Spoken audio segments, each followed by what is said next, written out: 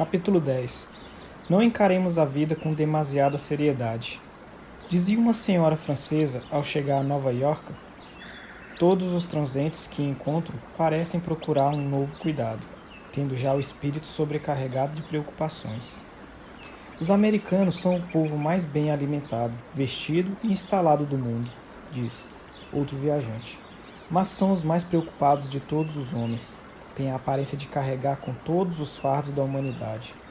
Diz Emerson: desejava saber se a preocupação e a dúvida estão assim nitidamente estampadas na fisionomia de outro povo. Aqui a velhice começa no berço. Quão depressa nós, os americanos, esgotamos a vida. Com que pressa febril fazemos tudo.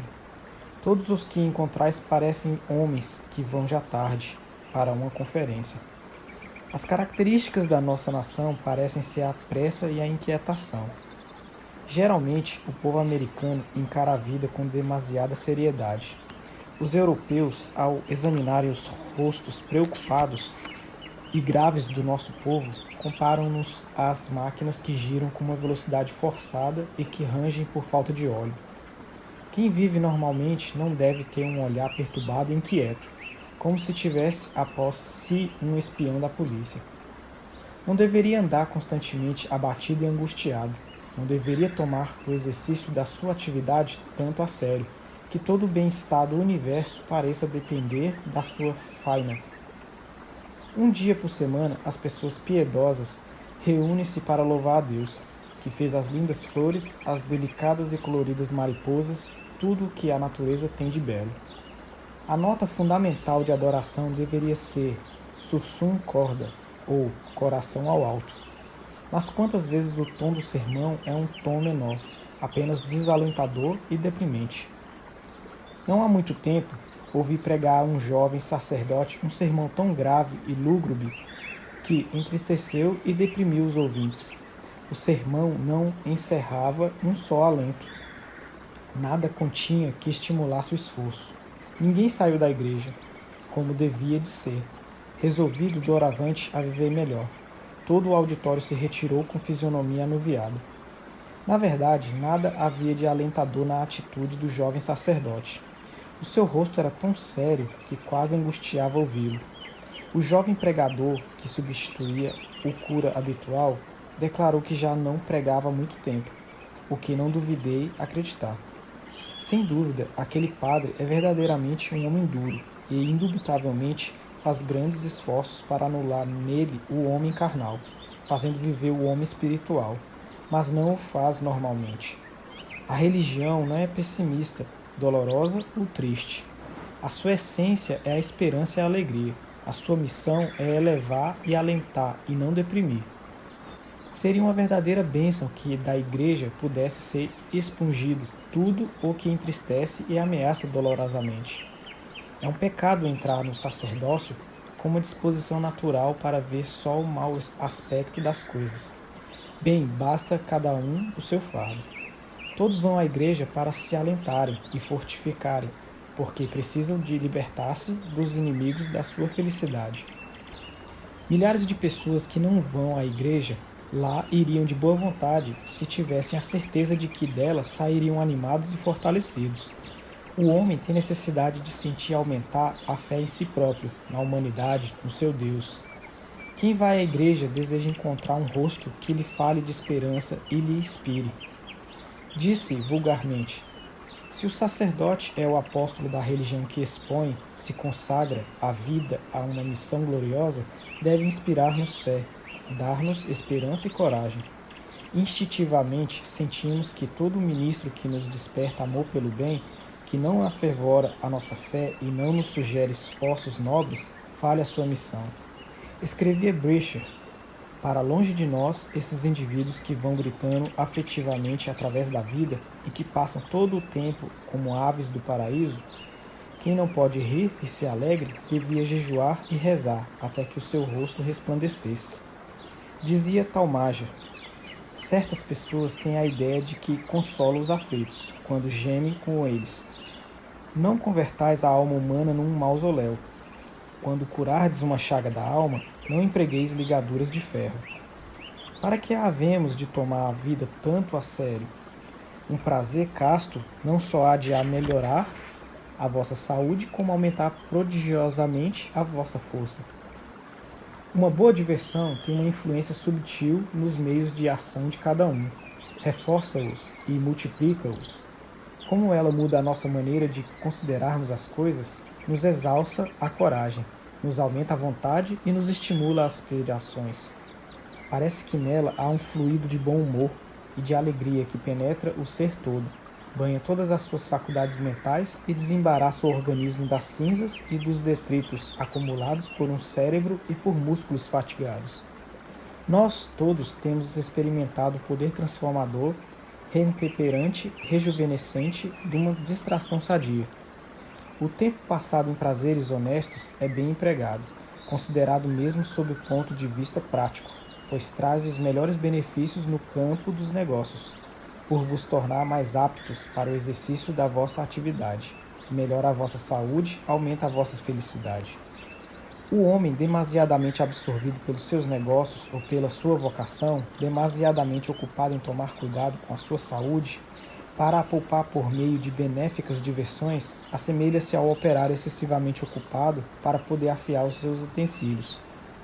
Podeis não ter capacidade para acumular uma grande fortuna, mas, ou sejais um grande negociante ou um pequeno tendeiro, um célebre jurisconsulto ou um advogado modesto, podeis cultivar a capacidade de gozar e de ser alegre, e de tirar melhor partido da vida do que os que vos são superiores pela fortuna e pela posição. Aproveitar todos os ensejos de boas diversões, procurai distrair-vos todos os dias, depois do vosso trabalho. Este é o único meio de desoprimir o vosso espírito. Não retardareis a vossa felicidade. Alguns começam a notar que têm tomado a vida demasiadamente a sério, que não tiveram bastante diversões, que não gozaram bastante. Muitos homens de negócios reconhecem ser inconveniente trabalhar diariamente horas demais. Antigamente parecia-lhes que não deviam perder um minuto. Uma intensa aplicação tinha se tornado para eles quase um dogma, mas começam agora a reconhecer que precisam de energia, vigor mental, frescura do espírito e do corpo, que essas condições são impossíveis quando o corpo e o cérebro são fatigados, e que a força mental significa a força física. É por isso que tem diminuído sensivelmente o tempo consagrado aos negócios e aumentado o tempo consagrado às diversões, em proporção da importância do trabalho e da responsabilidade.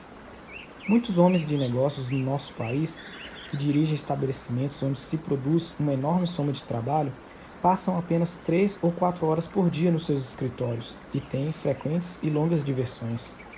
Reconhecem que melhoram a saúde e adquirem maior vigor mental, um poder mais largo de visão, tendo um apreciável descanso e vivendo mais em contato com o mundo. É uma lamentável ilusão supor que, trabalhando muitas horas por dia, esgotando o espírito e o corpo, fazemos um trabalho mais importante e perfeito do que trabalhando menos horas, com menos fadiga e com mais vigor e entusiasmo. Uma fecunda eficiência, uma intensa concentração mental são impossíveis quando o cérebro está extenuado e não lhe damos a distração indispensável para lhe retribuir o vigor, a elasticidade. Muitos julgam que a realização de uma obra importante depende de um esforço incessante e violento, de um trabalho exaustivo. Imaginam assim que quanto mais horas de trabalho, tanto mais adiantada ficará a obra que empreenderem. Ora, o que realizamos na vida depende mais da utilidade do nosso trabalho, do vigor da nossa capacidade de produzir, do que do tempo aplicado à execução do nosso serviço. Muitas pessoas que seriam capazes de fazer uma boa obra produzem apenas um trabalho inferior, por estarem deprimidas, esgotadas por um esforço excessivo. Vemos frequentemente trabalhos imperfeitos, atamancados, porque os operários não gozam uma boa saúde, em consequência de lhes faltar o descanso preciso, o indispensável exercício ao ar livre, as diversões que lhes refresquem e tonifiquem o espírito e os músculos. Quando tendes proporcionado distrações ao vosso espírito, trabalhais com mais vigor, com mais entusiasmo, começais o vosso dia com uma melhor disposição de espírito e, à noite, deixais o vosso trabalho satisfeitos e animados. Muitos patrões fazem trabalhar os seus empregados tanto tempo que com tanta assiduidade que nunca os veem alegres, felizes e entusiastas pelo seu mister. Quem nos pode insinuar que devíamos encarar a vida de modo tão austero? Por que motivo há de ser o homem escravo do seu ofício? Devíamos poder ganhar bem a vida, e até fazer fortuna, tendo todos os dias algumas horas de prazer. É falsa a ideia de termos de ser escravos a maior parte do tempo, tendo só de longe em longe um dia de gozo. Todos os dias devíamos ter alegrias, gozar a felicidade, e assim seria se soubéssemos viver sadiamente, se conhecêssemos o segredo do pensamento justo e da vida normal. Há, sem dúvida, alguma falsa na ideia de que devemos sacrificar a seiva da nossa vida ao nosso ganha-pão. Lembremos-nos de que existe no mundo algo mais importante do que ganhar dinheiro. A nossa saúde, a nossa família, os nossos amigos devem ter para nós maior valor do que a caça da fortuna. Foi-nos dada a vida para a gozarmos e não para ser uma luta esgotante para amontoar dinheiro. O ganha-pão deveria ser um mero acidente na vida, que vale muito mais pelo progresso do espírito, pela livre expansão das faculdades da nossa alma. Poderiam os homens encontrar sua felicidade nas ocupações, se soubessem trabalhar, e, suprimindo sobrecargas, seriam não só mais felizes, mas também mais abastados. A maior parte dos homens fracassam por gravidade excessiva. A sua frieza repele, torna-os pouco sociáveis e comunicativos. Só as naturezas cheias de sol, felizes, atraem os amigos e a prosperidade. As pessoas graves demais parecem dizer: afastem-se de mim. A vida é importante demais para se empregar em ninharias. São secas, carrancudas, porque lhes faltam na vida o prazer e a alegria que a variedade e a diversão lhe dariam. Dizia-me alguém há tempos: os habitantes da Nova Inglaterra têm o ar de quem receia gozar. Parecem arrependidos, mortificados, quando gastam o dinheiro com seus prazeres. Pensam que deveriam aplicar sua atenção a coisas mais sérias. Acham frívolo gastar em distrações o seu tempo precioso e o seu dinheiro, que, às vezes, tanto lhes custou a ganhar. Julgam, como Carlyle, que não devem preocupar-se com a sua felicidade, porque foram criados para trabalhar constantemente. Não é justa essa apreciação para todos os habitantes da Nova Inglaterra, mas é certo que muitos deles estão absolutamente convencidos de que não têm direito a gozar nenhum descanso, nenhum prazer, porque devem consagrar-se exclusivamente ao cumprimento da sua missão no mundo. Ora, a meu ver, o cumprimento dos nossos deveres, da missão imposta ao homem pelo Criador, compreende também as diversões sadias, os prazeres honestos que nos rejuvenescem, dando-nos boa disposição e nos permitem o gozo de uma boa saúde física e moral. Várias vezes se tem dito que uma cômoda poltrona é uma necessidade numa vida muito laboriosa. Um ser normal não pode manter a sua vida harmoniosa sem distrações e prazeres sadios. Que influência mágica não exerce uma hora de prazer sobre uma alma fatigada? Todos nós temos experimentado o bálsamo, o tônico verdadeiro que pode dar-nos uma noite passada em família ou com amigos, depois de um dia de trabalho áspero, quando os nossos corpos estavam fatigados e os cérebros deprimidos. Muitas pessoas parecem ter, até nas horas de prazer e alegria, suspensa sobre a cabeça a espada de Damocles, pronta a cair e a feri-los, até nos momentos que deveriam ser de alegria e gozo. Parece não gozarem completamente, seja o que for. Dão-nos a impressão de ter a visão constante de um esqueleto que lhes envenena todas as festas. Dizia a Merriman: é um dever sermos alegres. A violação desse dever merece uma multa e prisão. Que direito temos nós de afligir o próximo com ares tristes de plangentes lamúrias, lágrimas, olhares alucinados e gestos trágicos? Que direito temos nós de semear, por toda a parte, o bacilo da depressão, da melancolia, da desesperança? O indivíduo pode sofrer dos calos, andar coberto de emplastos, ter furúnculos, ter sóis, espasmos, sardas, manchas na pele, zumbidos, o fígado doente, o estômago arruinado, mas o que não deve é proclamar os seus males por todo o povoado. Não deve atormentar com a lamentação dos sofrimentos os ouvidos do que vai encontrando e a quem deixa no estado de espírito em que ficariam se tivessem visitado todos os hospitais de doentes incuráveis. Tende força de vontade, Um propósito invencível. Sorride francamente, mostrai sempre um sorriso. Não vos lamentais, não gemais, não choramingueis, não vos revolteis contra os vossos males, desdenhando-vos em queixas e imprecações. Dizei que vos sentis bem, muito alegres, que tudo vos corre à medida dos vossos desejos, que nunca estivestes tão bem dispostos. Ride, ride com força, com um bom riso que vos desafogue.